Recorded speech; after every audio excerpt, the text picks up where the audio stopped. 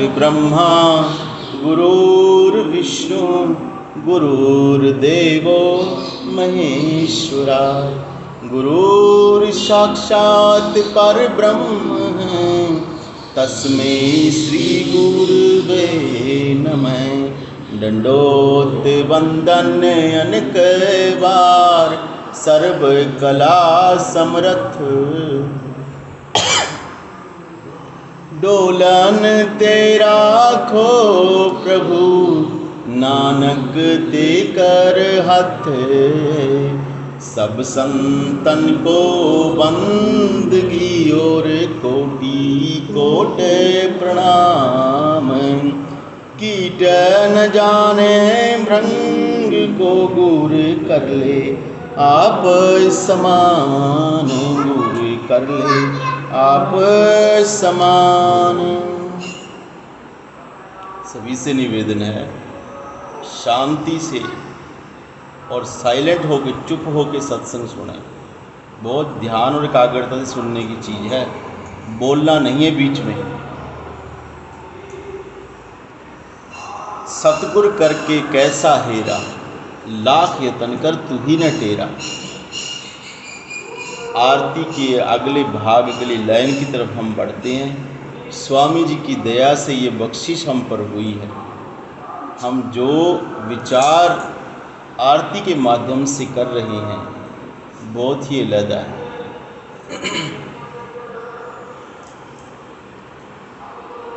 जीव जब संसार में फंसा होता है, जब संसार में विचरण करता है और संतों से मिला नहीं होता, तब उसे अज्ञान होता है और वो अबोध होता है। उस वक्त उसे ये नहीं पता कि मैं ठीक मार्ग पे चल रहा हूँ या गलत मार्ग पे चल रहा हूँ। धीरे धीरे वह संतों की शरण में जाता है, सत्संग सुनता है। सत्संग सुनते सुनते उसे समझ आती है कि जो कुछ भी मैं कर रहा था वो केवल इस संसार के लिए, अपने आगे के लिए नहीं, अपनी आत्मिक यात्रा आत्म कल्याण के लिए नहीं है। गीसासन जी इसमें कहते हैं, अब जब मुझे पता लग गया है, जीव जब संतों के सुझाए मार्ग से समझ जाता है कि भाई ये जो तो झाड़े झपड़े में, औषधि बूटी में या और दुनियावी कार्यों में, मद लोभ काम क्रोध में जो फंसे हो, इसको छोड़ना पड़ेगा, तब जाके तुम्हारा कुछ बनेगा। संतों के समझाए मार्ग से फिर कहते हैं, जाग आने पर अपनी तरफ जब नज़र जाती है और घाटा महसूस होता है, ये महसूस होता है कि मैं इस प्रपंच में फंसा रहा। सतगुरु ने जवाब भी दिया, सतगुरु ने जगाया भी, संकेत भी किया, बार बार हिलाया भी, पर मैं जागा नहीं, मुझे नहीं सूझ आई, मेरा कुछ नहीं बना। जब उसे अपनी तरफ नज़र पड़ती है, कोई भागी ऐसा होता है जो अपने बारे में सोचता है, कोई ऐसा है जो अपने ख्याल करता है कि मेरी स्थिति क्या है, अपने पर क्रोध करता है, अपने मन को बार बार प्रताड़ना करता है कि कहाँ लेके जाएगा भाई, और क्या बच गया बाकी, और दुखी होता है कि मैं इन सब चीज़ों में फंसा रहा। लेकिन सतगुरु ने जितना समझाया था एक नहीं पल्ले पड़ी। गीसासन जी कहते हैं, लाख यतन कर तू ही न टेरा। कितने ही संतों ने यतन करके हमें समझाया, कितना ही कुछ किया हमारे लिए, एक नहीं लगी। कहे कबीर इस दास को एक न लगी हेत, बिल्कुल नहीं पल्ले पड़ी। यही तो मार्ग है, यही तो वक्त है, यही तो चीज़ है छूटने की।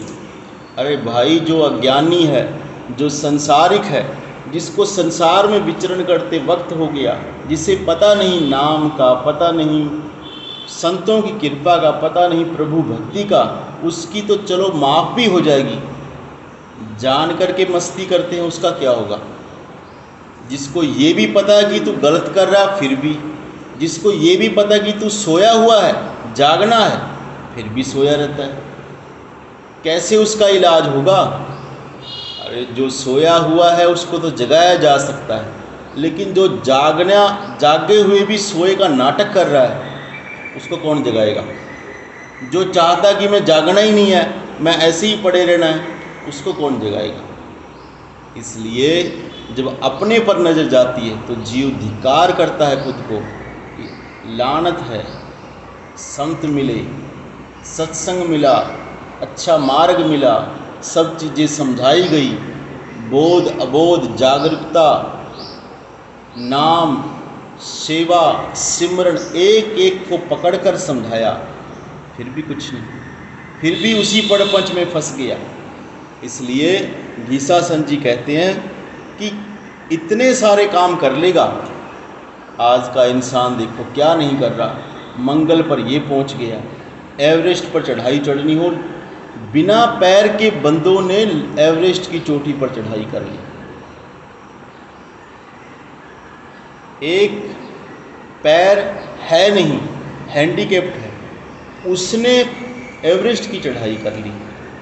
इसको कहो बैठकर भजन करे, कभी नहीं करेगा। इसको कहो 2000 किलोमीटर दूर वहाँ पर एक स्थान है, वहाँ की यात्रा करनी है, चलो, बैठकर भजन नहीं करेगा ना।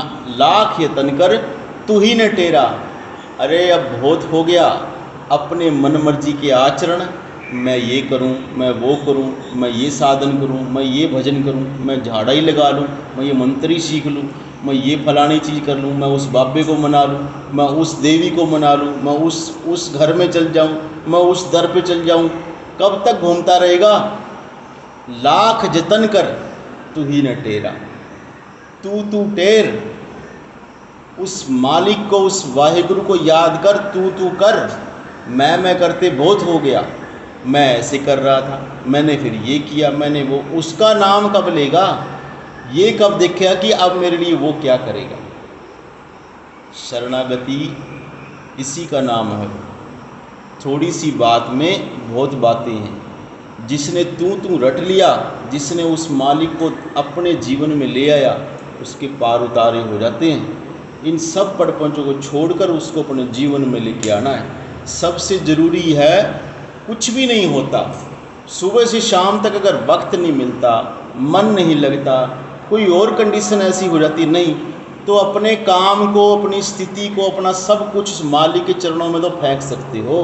ये तो कह सकते हो, मालिक तू जानता मैं कैसा गंदा हूँ, तू ही निकाल ले, तू ही कुछ कर दे, और नहीं तो मेरी जैसी भी अवस्था है उसको सूझकर मेरे ढंग से मुझे तू ही सही कर दे, मेरे मार्ग को तू सही कर दे, तेरे सिवा मेरा कोई सहारा नहीं। और नहीं तो अपने अवस्था को, अपने तन मन को, जैसा भी वो है उसको तो सौंप सकते हैं। अगर ये किया तो भी तुम्हें चमत्कार दिखाई देगा, क्योंकि एग्जाम्पल है, लोहा जब तक डूबता है तब तक लकड़ के साथ नहीं होता, लकड़ी के साथ नहीं होता। जैसे ही उसने लकड़ी का संग किया, लकड़ी नहीं बना वो अभी नहीं, सिर्फ लकड़ी का संग किया और तर जाएगी। इतने से उसका उद्धार हो सकता है। जैसे भी हैं उसके संग तो लग जाओ, उसके होके तो रह जाओ। ये तो कर लो कि ले भाई जीवन अब तेरा है, इतना तो कर लो। वैसे बहुत संतों ने इस पे उदाहरण दिया है। सूरदास जी ने तो एक ऐसा शब्द लिखा है कि अगर मैं लोहा हूँ, लोहे की कील हूँ, तो तू लकड़ी के समान है। अगर मैं तेरे संग हो गया तो मेरा पार उतारा निश्चित है।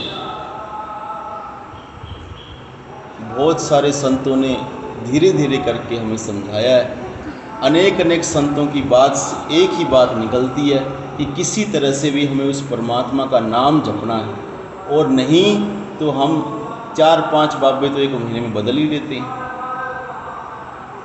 वहाँ यहाँ वहाँ से कुछ ले आओ, वहाँ से प्रसाद ले आओ, धागा वहाँ से ले आओ, ये कर लो वो कर लो। भैया इससे मुक्ति नहीं होगी। माड़ा मोटा ठीक है, सरसराटा जो कुछ चल रहा चलने दो। अगर आत्म कल्याण करना है और सुख के सागर को देखना है और उस परमात्मा के घर जाना है तो भजन करना पड़ेगा, रास्ते पे लगना पड़ेगा, उसके बिना कुछ भी नहीं है। बहुत अच्छा विचार हो गया है। सतगुरु जी की दया से, स्वामी जी की दया से बहुत हमने समझा इस बात को। अगर समझना हो तो एक ही लाइन बहुत होती है, इतनी हमें समझाई जाती है। इनका आशीर्वाद है हमारे। बहुत बहुत धन्यवाद।